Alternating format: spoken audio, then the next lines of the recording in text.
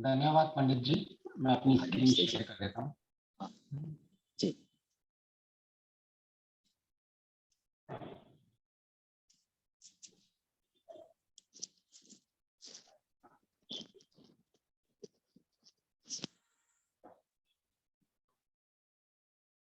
Okay,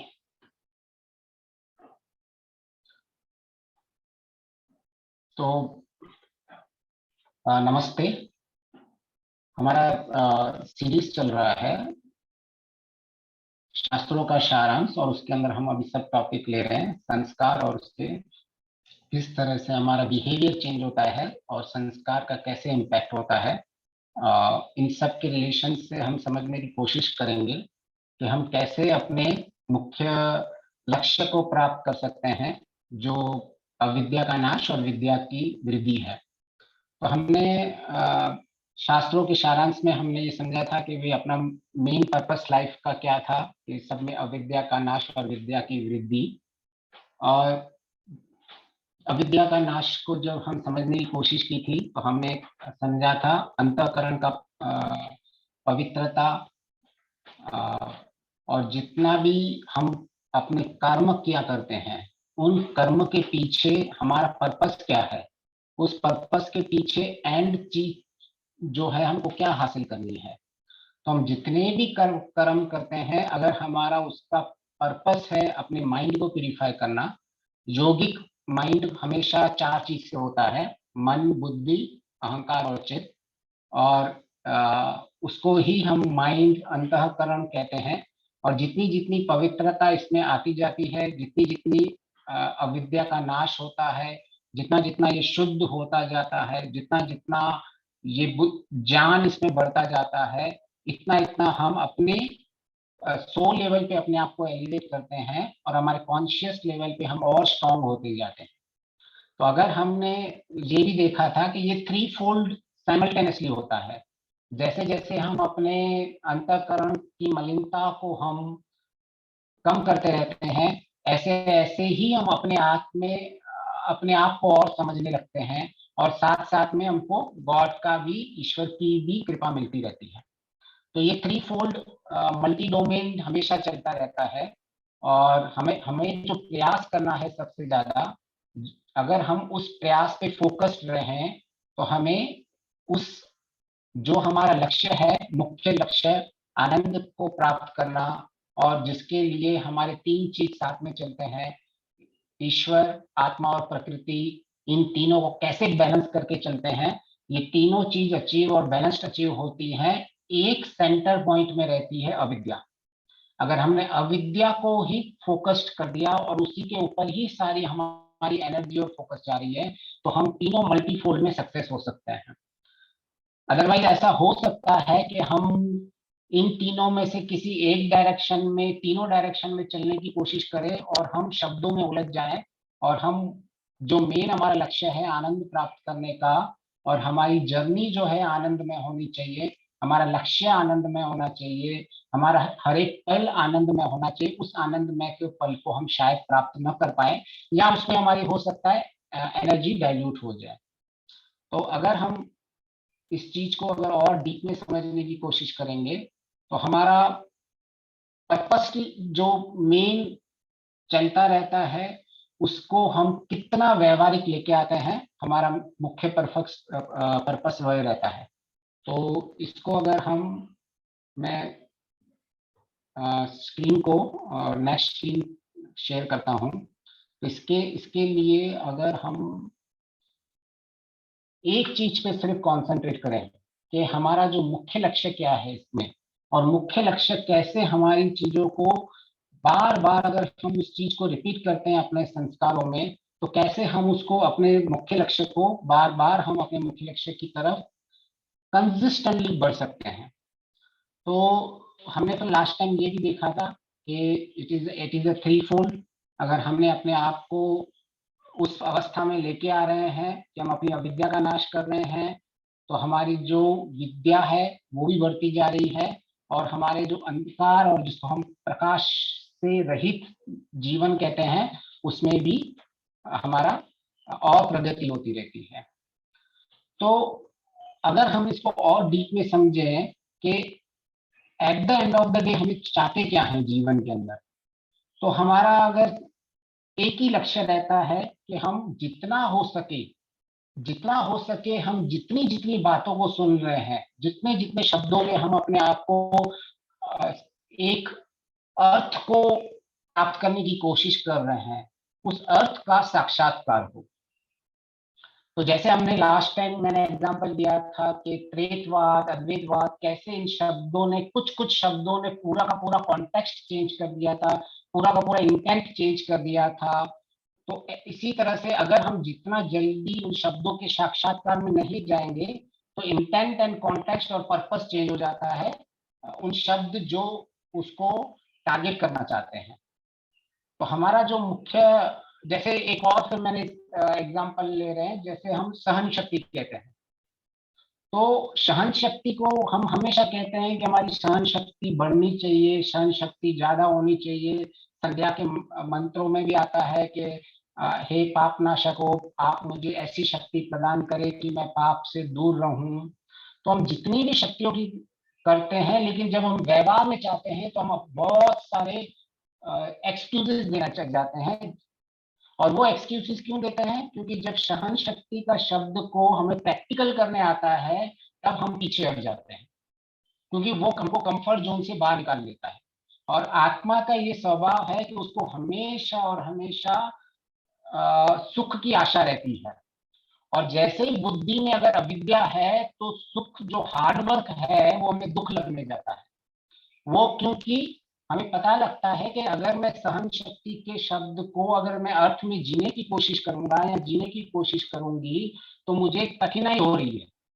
और जब भी ऐसी कठिनाई होती है, तो हम तुरंत अपने सहन शक्ति की डेफिनेशन को चेंज कर देते हैं कि आखिर मैं इतना सहन करूंगा या मैं इतनी सहन करूंगी, इससे ज्यादा मेरी सहन शक्ति नहीं है, इतना ही मेरे जीने का पर्पस है। तो हम उसमें बहुत सारे एक्सक्यूजेस देते रहते हैं।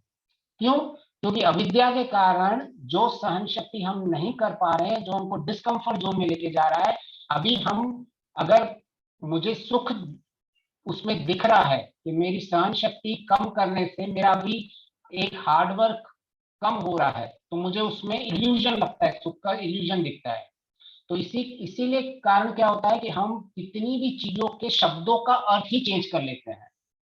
जिन शब्दों को जिस पर्पस से बनाया गया है, उन पर्पस को अपनी कन्वीनियंस के हिसाब से चेंज करते रहते हैं। और लोग अपनी अपनी परिभाषा बनाने लगते हैं कि भाई जीवन में अगर करना है तो ऐसा करना ही पड़ेगा, ऐसा जीना है तो ऐसे जीना ही पड़ना पड़ेगा। तो अविद्या के कारण हमारी कोर वैल्यू स्ट्रांग नहीं रहती है। तो अगर हमें एक किसी चीज को स्ट्रांग रखना है, प्योर रखना है, विद्या युक्त रखना है, तो उन शब्दों की गहराई को समझना पड़ेगा।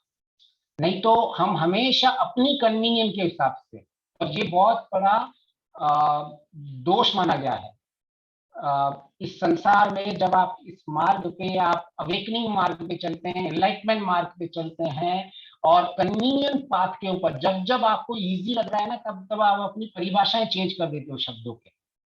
तो इसीलिए ही शब्द जितने हो सके हमें शब्दों से प्रैक्टिकल कर जाना चाहिए। जो हमें शब्द का साक्षात्कार होना है, उस शब्दों को हमको व्यवहार में जितना हो सके लाना चाहिए। नहीं तो क्या करेंगे, हम शब्द को परिभाषा ही चेंज कर देते हैं अपनी अपने कन्वीनियंस के हिसाब से। कोई बोलेगा सहन शक्ति इतनी हो जाएगी, और डिफरेंट डिफरेंट एग्जाम्पल देगा कोई ना कोई। मतलब आप अपने मन, आपका बुद्धि भी आप अपने आप में डिफरेंट डिफरेंट एग्जाम्पल क्रिएट कर देते हो कि नहीं नहीं मैं तो इतना ही सहन कर सकता हूँ, अगर ज्यादा सहन करेंगे तो शस्त्र भी होने चाहिए, शास्त्र भी होने चाहिए। आप फिर एक बैलेंस्ड वे में जीने के लिए अपने आप को परिभाषा लेके आओगे, और उसका सच्चाई से कोई लेना देना नहीं होगा। वो आप एक इल्यूजन में क्रिएट करोगे। क्यों? क्योंकि आपको उस वक्त मेहनत नहीं करनी है, आपको हार्डवर्क नहीं करना है, क्योंकि आपकी कैपेबिलिटी अभी आप हम इतना बढ़ा नहीं पाते हैं, इसलिए हम उसको आगे जी नहीं पाते हैं। तो इसीलिए सहन शक्ति भी एक ऐसे बहुत मिसयूज्ड टर्म होता है, जो ज्यादातर हम लोग उसको अपने दिनचर्या में और व्यवहार में यूज करते हैं। क्योंकि जिसका नाम ही शक्ति हो, उसकी कैसे कोई लिमिटेशन होती है? किसी शक्ति की कोई लिमिटेशन होती नहीं है। जिस शक्ति की हम मांग रहे हैं कि मुझ में सहन शक्ति हो, सहोसी सहोमय देही, रोज मांग रहे हैं हम, हर वक्त हवन में मांग रहे हैं, उसकी लिमिटेशन हम कैसे बना सकते हैं? लेकिन हाँ, हम बनाएंगे जब भी हमको अपने पर्पस के हिसाब से, जब अपनी परिस्थितियों को चेंज करना होता है ना, हम जैसे ही हार्ड जोन में चले जाते हैं, ऐसे ही हम कुछ ना कुछ अपने इन शब्दों में परिवर्तन लेके आते हैं।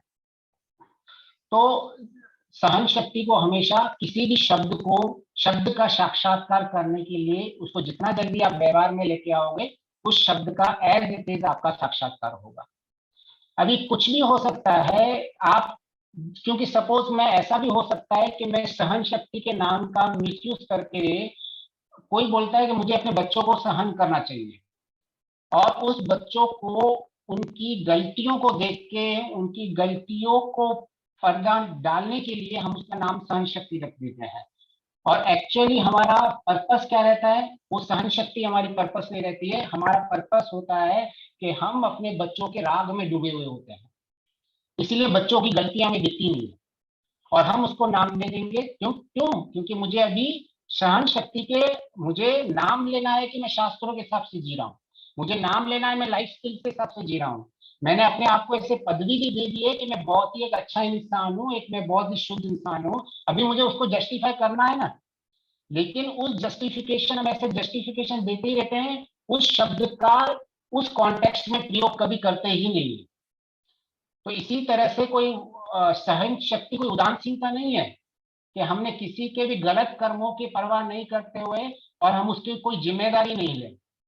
तो ऐसे ही, और सहन शक्ति कोई कमजोर इच्छा शक्ति भी नहीं है कि हम डर के कारण टकराव से बचते रहे। नहीं नहीं, मैं तो सहन कर रहा हूँ, इसलिए मैं इस सामने वाले क्या अन्याय का विरोध नहीं कर रहा हूँ, तो वो भी सहन शक्ति नहीं है। तो जब तक हम व्यवहार में नहीं उतरेंगे, तब तक हमें सहन शक्ति का भी जो कॉन्टेक्स्ट है, जो इंटेंट है, जो पर्पस है, उस पर्पस को कभी भी हम जी नहीं पाएंगे। तो फिर हमने नेक्स्ट देखा था कि आखिर किस तरह से हम अपने जीवन के अंदर, कैसे हमारे जीवन का जो एक पूरा सिस्टम चलता है, और उस सिस्टम में हम कैसे अपने आप को गुणों से भी ऊपर उठा सकते हैं, हम कैसे हम अपने गुणों को बैलेंस्ड वे में जी सकते हैं।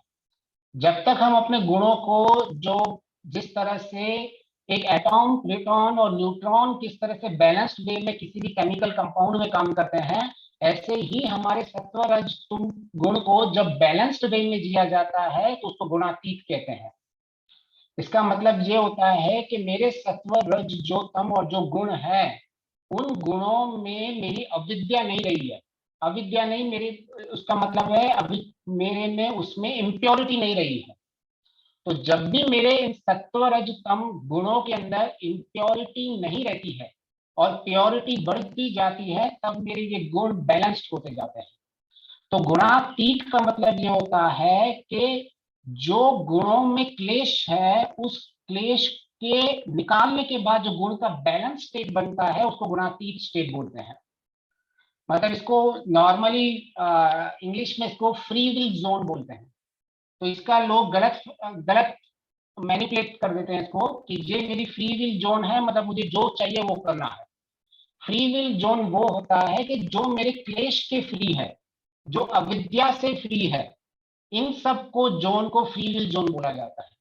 लेकिन लोग क्या इसमें अपने मनमानी को लेके आ जाएंगे, अपनी विल को और अपने फ्रीडम को इस तरह से प्रोजेक्ट करने लग जाएंगे कि जिसके अंदर एक्चुअली क्लेश बढ़ जाते हैं। तो हमें मेक श्योर करना है कि अगर ये सारा साइकिल कैसे चलना है, तो आप देखोगे अगर संस्कारों को उसके साथ में लिया जाए है, जब हम ईश्वर को निर्गुण कहते हैं, तो ईश्वर की निर्गुणता और हमारी निर्गुणता को कैसे हम मिला पाएंगे? तो जब ईश्वर को हम निर्गुण कहते हैं, तब हमें ये सीख मिलती है कि जैसे ईश्वर राग द्वेष से रहित है, इन सब गुणों से रहित है, और ऐसे मुझे भी इन सब से रहित रहने का हमेशा हर पल प्रयोजन में लाना चाहिए। तो इसको जब हम प्रैक्टिकली करने की कोशिश करेंगे, तो ये राग द्वेष जो है, ये अभिव्यक्त कैसे होते हैं? What is the medium through which आप इन गुणों को और इन राग द्वेष को आप मेजर कर पाओगे? तो ये राग द्वेष जो क्लेश है, ये जो अविद्या है, जो ये इम्प्यूरिटी है, इसका मैनिफेस्टेशन होता है गुणों से। ये अभिव्यक्ति से ये जो अभिव्यक्त होते हैं, ये गुणों से अभिव्यक्त होते हैं। ताकि कोई ना कोई मीडियम तो चाहिए ना किसी चीज को अभिव्यक्त। राग द्वेष ऐसे कोई मटेरियल तो नहीं है कि अच्छा ये राग जो है वो सर्कल होता है, द्वेष होता है वो स्क्वायर होता है, और ये अभिनिवेश होता है वो सेमी सर्कल होता है। ऐसा तो कुछ होता नहीं उनका। उनका कोई साइंस के हिसाब से, या आप इसको प्रैक्टिकल देख लो, सांख्य दर्शन के हिसाब से आप उनको कहाँ मैप करोगे 24 तत्वों में, 25 तत्वों में। तो उनका जो मैपिंग या जो ये सब जो अभिव्यक्त चीजें होती हैं वो इन गुणों से होती है, सत्व रजो तम गुणों से होते हैं। तो पूरा का पूरा सर्कुलर जब आप इसको बैलेंस साइकिल में समझने की कोशिश करोगे, तो जिस वक्त हम क्लेश फ्री जोन में जीते हैं, मतलब हमारी सारी जो डिजायर्स होती हैं, जो हमारे जो कर्म होते हैं, जिस डिजायर्स से हमारे कर्म होते हैं, अगर उस डिजायर्स में हमारे क्लेश नहीं है, हम अक्लिष्ट वृत्तियों से हमारे थॉट्स हैं और हमारे एक्शंस भी ड्यू टू अक्लिष्ट वृत्तियों से हैं, तो उन सारे जो एक्शंस को वो गुणातीत में बन जाते हैं। वो जब सिस्टम में वो एक्यूमुलेट होते हैं तब उन सिस्टम में उनका कोई कर्माशय नहीं बनता है।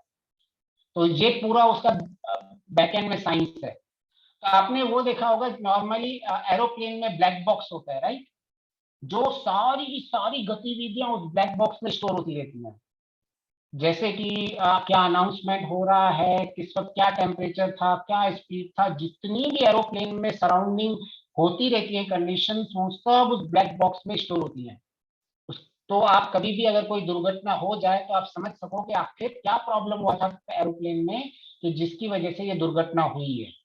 इसी तरह से हमारे सिस्टम भी ऐसा ही है, इंटरनली ब्लैक बॉक्स की तरह सब कुछ स्टोर होता रहता है और हर एक चीज स्टोर होती है।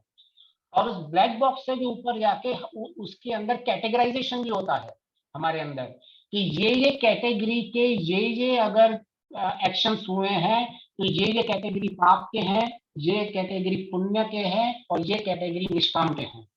अगर आपके एक्शंस में पाप और पुण्य बेस्ड एक्शंस हैं तो आपके कर्माशय बन रहे हैं। और अगर आपके एक्शंस जो हैं वो क्लेश फ्री जोन में जाकर आप अपने एक्शंस को एग्जीक्यूट कर रहे हो, जिसके अंदर आपके पूरे सत्व रजो तुम बैलेंस में है, और वो अविद्या से क्षणिक भी उसमें थोड़ा भी अविद्या नहीं है, तो आप ऐसे जोन में काम करते रहते हो कि आपके सिस्टम बॉक्स में, जो हमारा अंतःकरण का बॉक्स है, उसके अंदर कर्माशय की कोई एंट्री नहीं होती है। तो इस तरह से जो अगर इसको साइकिल को समझा जाए कि मैं इस अगर सपोज कि अगर इसको हम सिंपल में समझने की कोशिश करें कि हमने यहाँ देखा था कि अगर अविद्या होगी तो मैं संसार में आएगा और मैं कर्म करूंगा ही करूंगा। अगर मेरी अविद्या जोन में है, हम यहाँ से अभी अभी का स्टेज अपना मान के चलें, तो हमारी अविद्या के जोन में अभी हम संसार में हैं। संसार के अंदर जब हमारे संस्कार जो बनते हैं, उन संस्कारों की एक साइकिल होती है। वो साइकिल कैसे होती है, हमारे पहले प्रारब्ध जो कर्म है, अभी जो कर्म हम जी रहे हैं, जो भी हमको आयु भोग और तीनों चीजें मिली हुई है, वो हमारे प्रारब्ध कर्मों के कारण मिली हुई है, जाति आयु और भोग। तो वो जैसे जैसे इन्वायरमेंट में आज हम आते जाते हैं, ऐसे ऐसे हमारे संस्कार एक्टिवेट होते रहते हैं।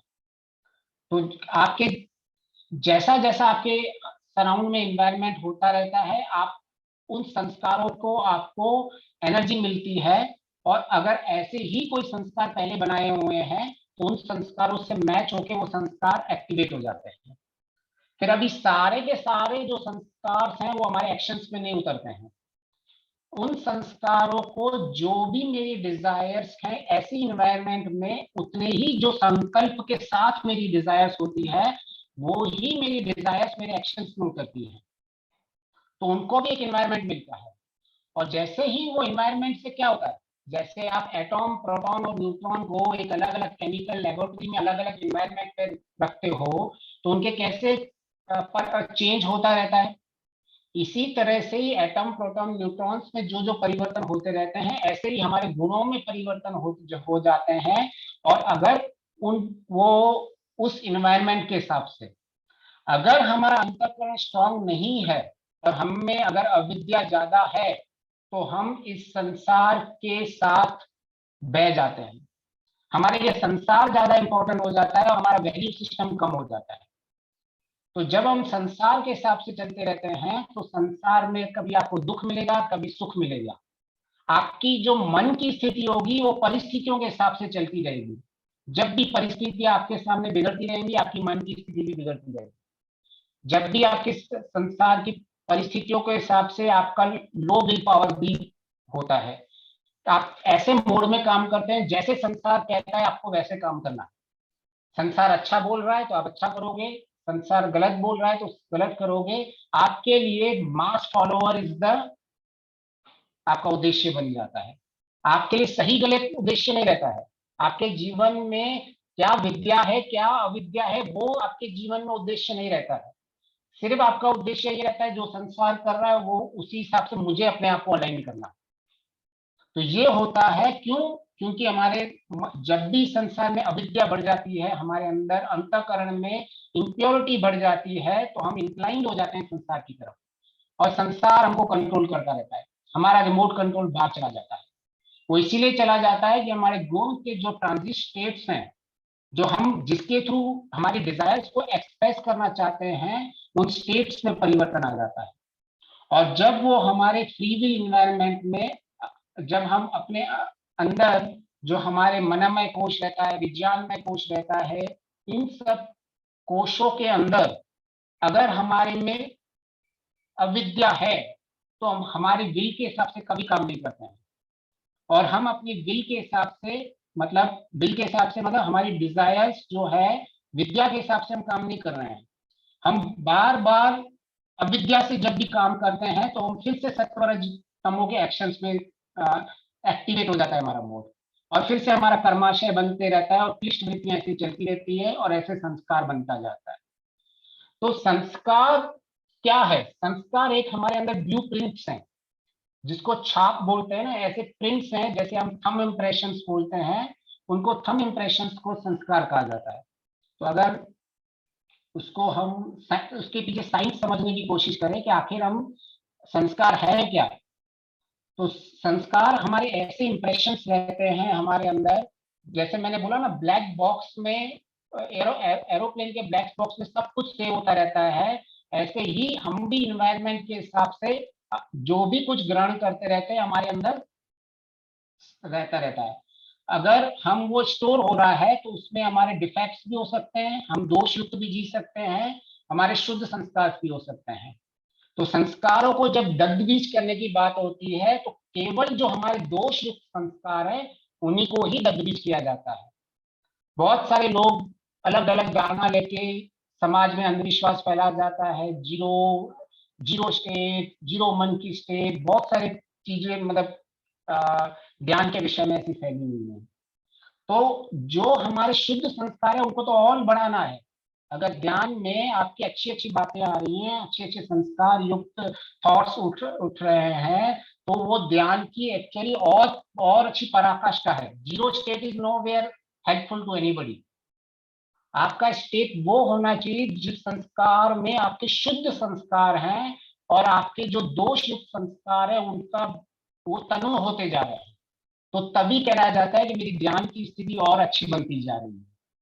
अगर मेरे ध्यान की स्थिति में कहीं ना कहीं अच्छी नहीं हो रही है तो इसका मतलब हमें अभी भी बहुत सारे दोष बाकी हैं। तो हमें अपने जीवन के अंदर अगर हमारा व्यवहार कल में ज्यादा हम एनर्जी नहीं डालते हैं और हम सिर्फ शब्दों में ज्यादा एनर्जी डालते हैं तो हमारे जीवन में दोष बढ़ते जाते हैं और हम शुद्ध संस्कारों से रहित होते जाते हैं। इसीलिए जीवन में 16 संस्कार बहुत जरूरी हैं।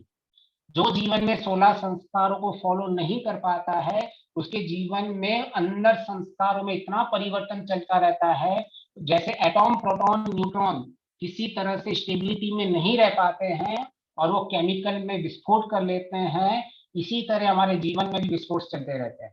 क्यों? क्योंकि हमारा मन हमारे कंट्रोल में ही रहता है, हम सत्व रजतम के बैलेंस स्टेट में जी ही नहीं पाते हैं।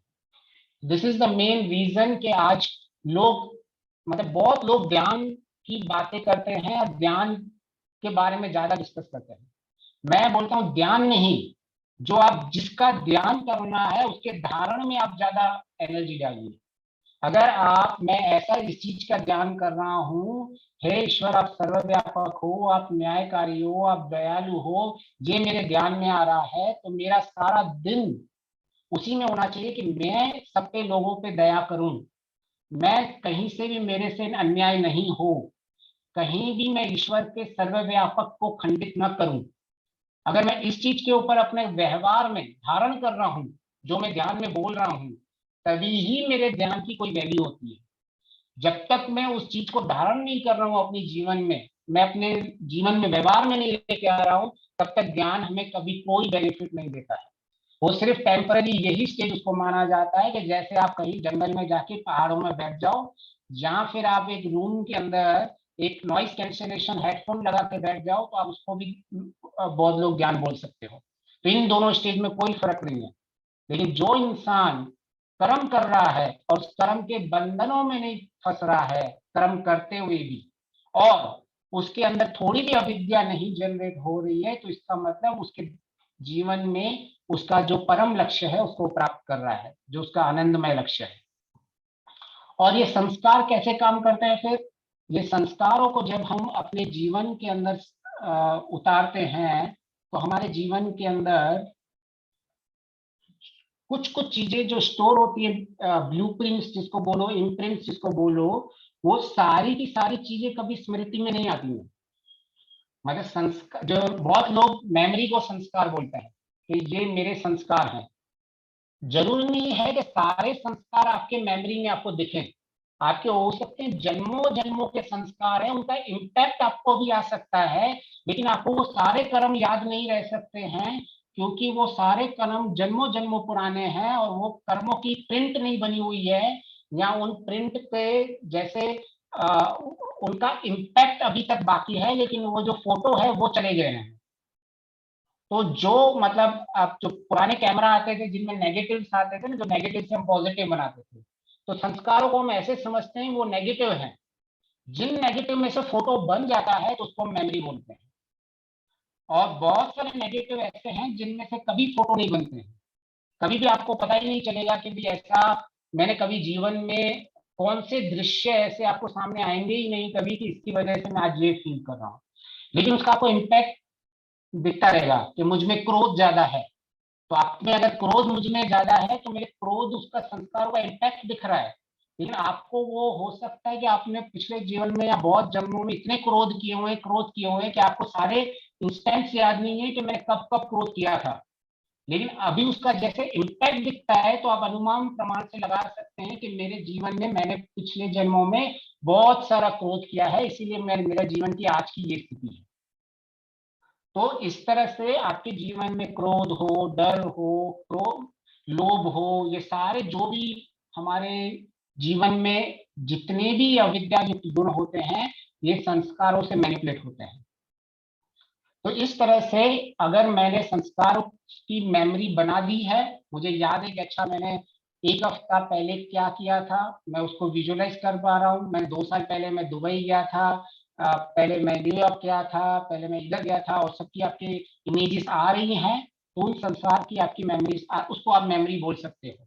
लेकिन जिन संस्कारों को आप प्रत्यक्ष नहीं कर पाते हो, जिनका मेन कर्म क्या है कि ये किस कर्म से ये मेरा संस्कार बना था, अगर उस संस्कार को आप हो सकता है कि उन संस्कारों को आप उस कर्म को याद नहीं कर पाते हो, तो वो उसको मेमोरी नहीं करते, उसका प्योर स्टेज ऑफ संस्कार को आप समझ सकते हो कि कैसे हम डिफ्रेंशिएट कर देंगे किसको मेमोरी बोला जाए, मतलब स्मृति।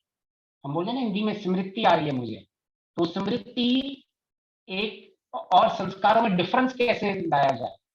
संस्कारों में से ही स्मृति बनती है।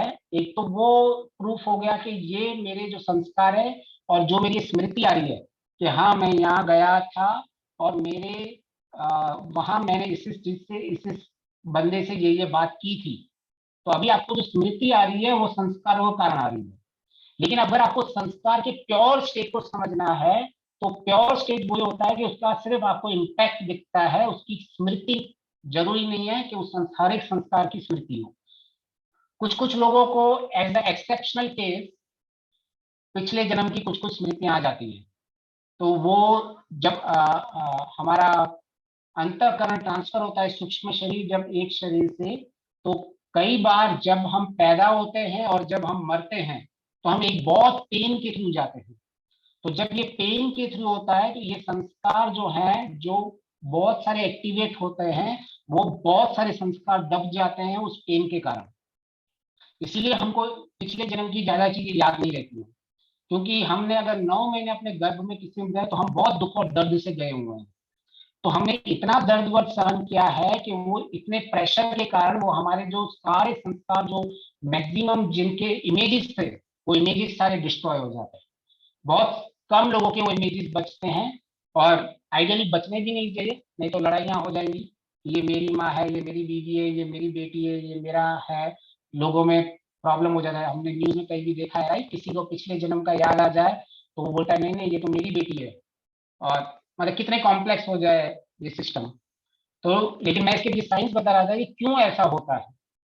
तो ये पर्पस वही है कि आइदर आपने आपका जो अंत समय है, हमारा अंत समय अगर हम ज्ञान पूर्वक नहीं जीते हैं और हमारे जीवन के अंदर बहुत कष्ट और अविद्या होती है, तो हमारे अंत समय में भी हमारे सारे जो अच्छे संस्कार छोटे छोटे बनाए गए हैं उनमें भी इम्पैक्ट आ जाता है। फिर हम कहते हैं कि भाई और क्या होता है इफेक्ट ऑफ संस्कारों से। तो पहले तो आपके ये इंप्रेशंस बन गए, अभी इन इंप्रेशन से आपकी टेंडेंसीज बनती है। टेंडेंसीज बनते हैं जिसको हम वासना बोलते हैं, कि मुझे ये मेरे संस्कार हैं और इस संस्कार से मुझे ये प्राप्त करना है। तो उन टेंडेंसीज को वासना बोल सकते हैं। जिस तरह हमारे इंक्लिनेशंस होते हैं कि मेरी ये इंक्लिनेशंस हैं, मुझे इसमें ज्यादा इंटरेस्ट आ रहा है, मुझे ये ज्यादा पसंद आ रहा है, तो वो संस्कार मैनिपुलेट हो जाते हैं वासना में उनके इंक्लिनेशंस के थ्रू। तो जब हमारे मेमोरी बैंक में ये सारी मेमोरीज इंप्रेशंस की तरह क्रिएट होती हैं, और ये जैसे जैसे इनकी टेंडेंसीज बढ़ती जाती हैं, ऐसे ऐसे मेरे इंक्लिनेशंस बढ़ते जाते हैं, ऐसे ऐसे ही मेरे संसार में रुचियां बढ़ती रहती हैं। तो इसीलिए बहुत लोगों को जिनको संस्कार के बारे में थ्योरी ज्यादा पता नहीं है, वो लोग बाहर बाहर ऑपरेट करने की कोशिश करते हैं, लेकिन संस्कार की थ्योरी पता नहीं है, इसके कारण वो बार बार वो वही चीजें गलतियां करते रहते हैं जो गलतियां वो पहले भी करते हैं। जैसे कि अगर कोई शराब पीने वाला है, वो सवेरे शराब, रात को शराब पीने के बाद हो सकता है वो आपको वादा कर ले कि मैं कल से शराब नहीं पीऊंगा, लेकिन क्या होता है वो सवेरे उठ के जैसे ही शाम हो जाती है, जैसे ही शाम होके ये इन्वायरमेंट उसको मिलता है, उसके संस्कार इधर इस फ्लो के हिसाब से एक्टिवेट हो जाते हैं। कि उसके जैसे ही संस्कार एक्टिवेट हो जाते हैं 7-8 बजे उस इन्वायरमेंट में उसको तड़प क्रिएट स्टार्ट हो जानी चाहिए है, फिर वो डिजायर करता है शराब पीने की। फिर उसके सत्वर कम के स्टेट्स चेंज होते हैं और वो सारा शराब पी लेता है, और उसके फिर से ये सत्वर गुण, उसने जो एक बार फिर से शराब पी, उसके फिर से संस्कार बनते हैं, और फिर से वो क्लिष्ट करके संसार में उसका कर्माशय बनता रहता है। तो ये संस्कारों की अगर थ्योरी पता नहीं रहेगी एटलीस्ट, तो हमारे जीवन में ऐसा होगा कि हम बहुत सारे गलत काम करते रहेंगे और हम उसको कोशिश करेंगे हमारे जीवन में कम हो लेकिन नहीं होंगे। और आप हमेशा ऐसी स्टेट में जीने की कोशिश करोगे जो आपको कंफर्ट जोन में लेके जाए। तो अभी वो जब उसको शराबी को जब ये शराब पीने लेके जाने वाला है, पी रहा है, तो अभी वो कंफर्ट जोन में आ गया है। अभी उसकी बुद्धि की, इसको बोलते हैं कि सूक्ष्म बुद्धि का नाश। आपकी बुद्धि का जब नाश होता रहता है तब ऐसी क्रियाएं आप करते रहते हैं। तो आपके जीवन में ये बार बार सोचना चाहिए कि मुझे क्यों संस्कार इतने जरूरी हैं, क्यों 108 बार गायत्री मंत्र को बोला जाता है, उसके पीछे क्या साइंस है, कैसे लॉ ऑफ रिपीटेशन काम करता है उधर, कैसे मेरे कॉन्शियस माइंड से फिर मेरे सबकॉन्शियस माइंड में उसकी एंट्री हो जाती है, क्यों उनको रात को मेरे संकल्प वाले मंत्र बोले गए हैं, क्यों मैं रात को ही मैं संकल्प मंत्र में शिव संकल्प मस्तु इतनी बार बोलते हैं। तो ये पूरी संस्कारों की माइंड साइकोलॉजी है, और ये साइकोलॉजी जिसको समझ में आ जाती है वो धीरे धीरे अपने जीवन में परिवर्तन लेके आ जाता है, और उसका जो बाहर का जीवन होता है वो अगर इतना प्रतिभाशाली बन जाता है वो इंसान, कि वो समाज में भी जो उसको एग्जीक्यूट करना होता है वो वेल बैलेंस्ड और सबसे ज्यादा तीव्र गति से आगे बढ़ता है समाज में भी, और बहुत अच्छा उसका एग्जीक्यूशन परफॉर्मेंस रहता है, क्योंकि अभी वो दुनिया के हिसाब से नहीं चल रहा है, अब तक उसको दुनिया कंट्रोल कर रही थी। अब वो जानता है कि अविद्या क्या है और विद्या क्या है, और सारे एक्शन उसके उसके हिसाब से हैं, और उसको पता है कि मेरे संस्कार कैसे हैं और मुझे संस्कारों पे कैसे काम करना है, मैं क्या क्या करूंगा तो मेरे संस्कारों में परिवर्तन हो रहा है, मेरे संस्कारों से कैसे मेरे कर्म जो है मेरे संस्कारों को एक्टिवेट कर रहे हैं, कैसे मेरे एक्टिवेट संस्कार मेरी इच्छाएं क्रिएट कर रहे हैं, कैसे इच्छाओं को मैं संकल्प लेके उन एक्शंस में क्रिएट कर रहा हूँ, और उन एक्शंस को क्रिएट करके कैसे मेरे कर्म बन रहे हैं। अभी आपको ये बात साइकिल क्लियर हो जाती है ना, तो आप जीवन में भटकते नहीं है। आपके लिए दुनिया कितनी भी सही या गलत हो, आप हर बार इसको वेरीफाई करेंगे कि क्या ये इस साइकिल के थ्रू जा रहा है। यू आर लीस्ट बॉदर के दुनिया के 99% क्या कहते हैं, लेकिन आप 1%, और लीडर हमेशा एक ही होता है, ये हमेशा याद रखना। जो परिवर्तन करने वाले होते हैं हमेशा कम रहते हैं, फॉलोअर्स हमेशा ज्यादा रहते हैं। तो आपको ये डिसीजन लेना है कि आप जीवन में फॉलोअर बन के जीना चाहते हैं या एक लीडर बन के जीना चाहते हैं। वो आपका हमारा खुद का निर्णय होता है। अगर आप ब्लाइंडली फॉलो कर रहे हो दुनिया को, जैसे दुनिया कर रही है, और एक लोग क्या बोलेंगे इसके बगैर मैं कैसे काम करूंगा, मैं तो ना, लोगों तो इसको सही मानते हैं, मैं उनके सामने अगर खड़ा हो गया हूं तो मुझे तो बोलेंगे कि ये तो बेवकूफ है, या कुछ भी। आप अपने आप को, जब आप में ये अविद्या बढ़ जाती है तो आपका विल पावर बहुत कम हो जाता है। तो इसीलिए अगर आपको विल पावर हमको बढ़ाना है तो हमें अविद्या का नाश करना ही पड़ेगा। तो ये हमारा नेचुरल फ्लो था।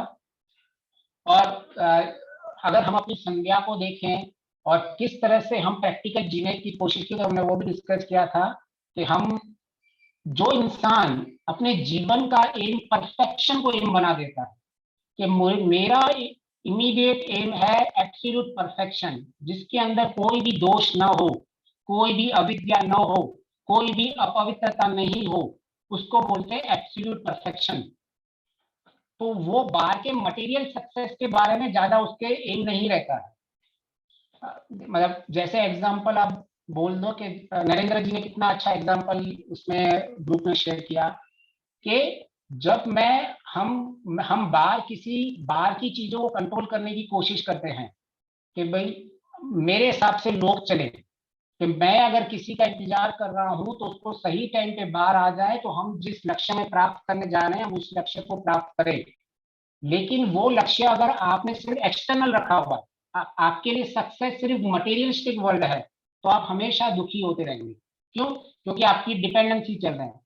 लेकिन आपने अपने आप को देख लिया कि ठीक है, मैं अभी, मेरा निरुपद्रव नहीं है, वो सामने वाला लेट कर रहा है कोई इश्यू नहीं है, मैं अभी के अपने समय को क्यों बिगाड़ दूं। अगर हम, कोई भी एक जेंडर बाहर खड़ा हुआ है और एक उसकी प्रतीक्षा कर रहा है और वो उसके अंदर विचलित हो जाता है और वो चीजों को सही करने की कोशिश करता है, तो तब उस विचलितता को कोई सक्सेस नहीं बोला जाता है। और लोगों में ये बहुत बड़ी गलतफहमी है कि बाहर का काम अगर मैं सही कर देता हूँ या सही कर देती हूँ और मैं अपने विचलित मन से वो काम कर रहा हूँ या मैं अपने विचलित मन से वो काम कर रही हूँ, तो उस काम को आप मटेरियल सक्सेस में मान सकते हैं, लेकिन उसमें आध्यात्मिकता से आपकी जीरो उन्नति हो रही है। जीरो नहीं, मैं तो कहता हूँ माइनस में आपकी उन्नति हो रही है। क्योंकि अगर आपने विचलित मन करके परेशान होके किसी बाहर के काम को कर भी लिया, लेकिन आपने अंदर के संस्कार तो बना दिए ना, विचलितता के उपद्रव के संस्कार बना दिए, तो अभी आपकी क्या ऐसी मेंटेलिटी हो जाएगी, सारे काम आप ऐसे करोगे या कोई प्रॉब्लम नहीं, मेरे मन में जब तक ये मेरे दिमाग में जब तक मैं उसको पूरा नहीं करूं तब तक मुझे बाहर से अचीवमेंट नहीं मिलता है। तो इसमें आपके, और इंसान क्या समझता है कि मेरे बाहर के अचीवमेंट्स को अपनी सक्सेस मानने लगता है, तो इसको तुष्टि दोष बोलते हैं। शास्त्रों को पूरी तरह से न समझने के कारण हम ऐसे तुष्टि दोष में चले जाते हैं कि हम बाहर के मटेरियल सक्सेस को हम अपने जीवन का सक्सेस मानने लग जाते हैं। हाँ, आपके मन में निरुपद्रवता है, मन शांत है, मन शुद्ध हो रहा है, अंतःकरण पवित्र हो रहा है और आपका बाहर काम भी सक्सेस हो रहा है, तो उसको कहते हैं सक्सेसफुल लाइफ। लेकिन आप सिर्फ बाहर के काम को ही इंपॉर्टेंट देते जा रहे हो और मन में कोई फर्क, मन में आपकी निरुपद्रव बन रही है, तो आप ये कहना कि आपके जीवन में कोई परिवर्तन नहीं हो रहा है, आप संस्कारों को और बढ़ा रहे हैं। आपको अपने संस्कारों को नहीं बढ़ाना है, आपके निरुपद्रव वाले जो आपके संस्कार बन रहे हैं, ऐसी उपद्रव वाले ऐसे संस्कार नहीं बनाने हैं, आपको निरुपद्रव के संस्कार बनाने हैं। तो आपको हमेशा ही बार बार सवेरे उठ के संध्या में ये कहना पड़ेगा कि जो मेरा एम है, जो मैं बरगह, जब गायत्री मंत्र में बरगह को मैं डिफाइन कर दूं कि मुझे निरुपद्रव रहना है, मुझे निष्पापम रहना है, मुझे निर्गुण की तरह जीना है। निर्गुण का मतलब सत्व रज तम के बैलेंस की तरह से मुझे जीना है। तो इन सबको जैसे ही आप अपना रोड मैप ध्यान में बना देते हो, तो आपका जो सारा दिन उसको आप धारण करते रहते हो। लेकिन आज हो क्या गया है, धारण में कोई भी इंपॉर्टेंस नहीं दे रहा है, सब कोई ध्यान में इंपॉर्टेंस दे रहा है। मैं कहूं कि मैंने मैथ्स के एग्जाम के लिए बहुत अच्छी से गणित में ध्यान लेके पढ़ा है। मैंने इतना ध्यान दिया है, इतना ध्यान दिया है कि मुझे गणित का सब कुछ समझ में आ जाए। लेकिन एग्जाम में अगर मैं नहीं करूं तो क्या फायदा ऐसे ध्यान का। प्रॉब्लम ऐसे ही हो रही है, हमारे जीवन का उद्देश्य ऐसे ही चल रहा है।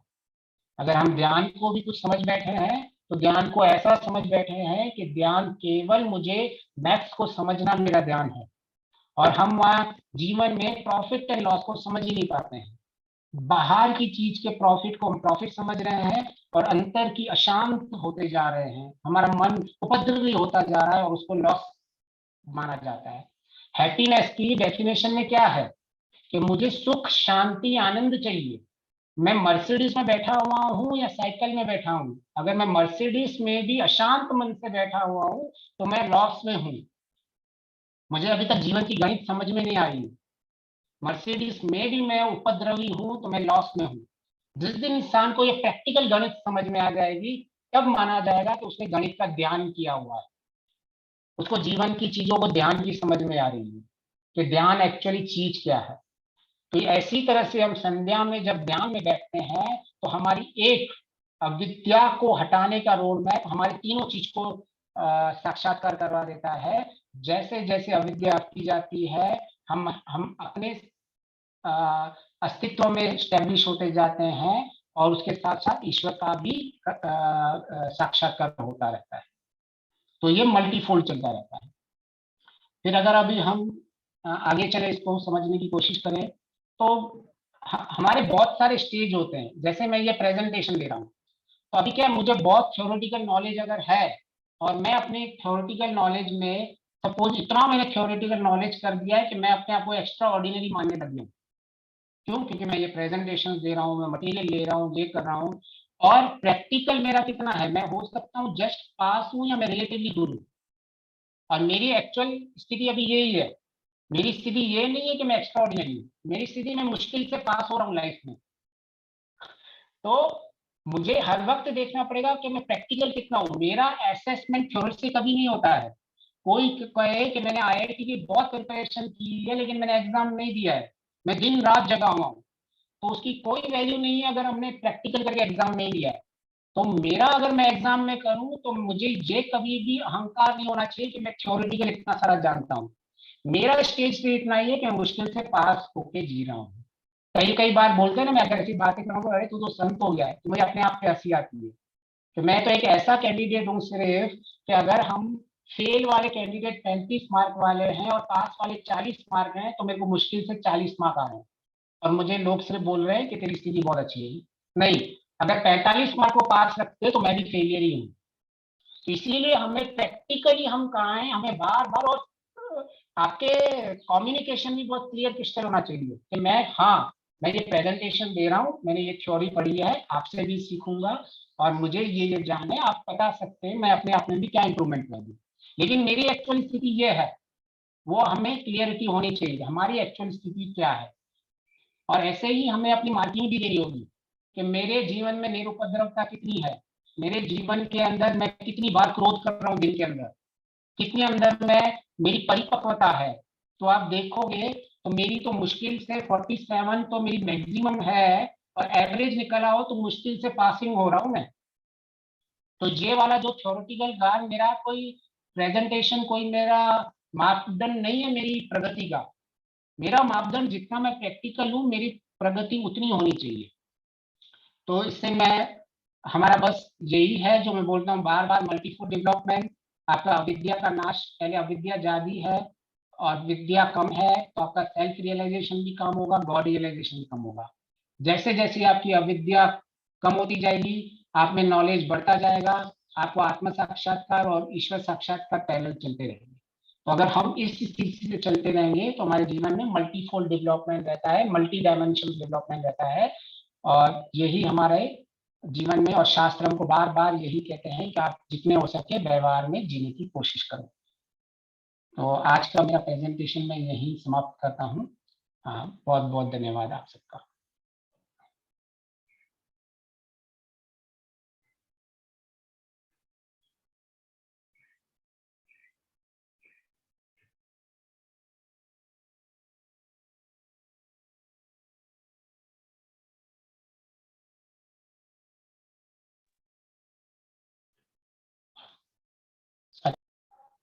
बहुत बहुत धन्यवाद लकी जी आपका। धन्यवाद माता जी। सबका स्वागत करते हुए सादर नमस्ते। अद्विक गुप्ता जी, बहुत सुंदर प्रेजेंटेशन थी, बहुत अच्छा लगा कि आप बड़ी एक्टिवली पार्टिसिपेट कर रहे हैं। उसके लिए मैं धन्यवाद करूंगी आपके पेरेंट्स का भी, और आपका विशेष रूप से कि आप एफर्ट्स कर रहे हैं, बहुत अच्छा लगा। It's an encouragement and inspiration for other kids too. और अब मैं आती हूँ लकी जी के ऊपर। बहुत अच्छा एग्जाम्पल लिया सहन शक्ति का, और अच्छे से समझाया कि जब शक्ति वर्ड यूज कर लिया तो फिर शक्ति की तो कोई लिमिट ही नहीं है। उसको अगर हम लिमिट कर देंगे तो शक्ति word, the very purpose of the word, it's defeated. तो इसलिए शक्ति को जितना हो सके बढ़ाएं और अविद्या का नाश करें। अविद्या का नाश करने का मूल मंत्र, जैसा कि लकी जी ने बताया, जैसा कि आप सबको भी पता होगा, कि अंतःकरण की पवित्रता जितनी होगी उतना अविद्या का नाश होगा। और उसका रिजल्ट हम अपने में देखेंगे, strengthening of the will power. हमारी विल पावर उतनी ही स्ट्रांग होती चली जाएगी, और फिर हम गुणातीत, जो सत्व रज तम है, उनमें हमारी वितृष्णा, हम उन गुणों से ऊपर उठ जाएंगे। हमें फिर उनमें कोई लगाव, कोई इंटरेस्ट, कोई उसमें आकर्षण दिखाई नहीं देगा। भगवान करे कि हम इन चीजों को सुनकर इनको अपने एक्शंस में, एक्शन से फिर संस्कार बनेंगे। और संस्कार कैसे बनाएं? कि कर्म करते हुए कर्म के बंधन में ना पड़कर उनको व्यवहार में लाते हुए ईश्वरीय गुणों को अपने ध्यान में रखें। हर पल जो भी हम कार्य कर रहे हैं, ईश्वर को साक्षी मानकर कि वाक्य ही वो अंदर अंतःकरण में मैं उसके नियमों को देख सकूं और फिर उसके अनुसार कार्य करूं, तो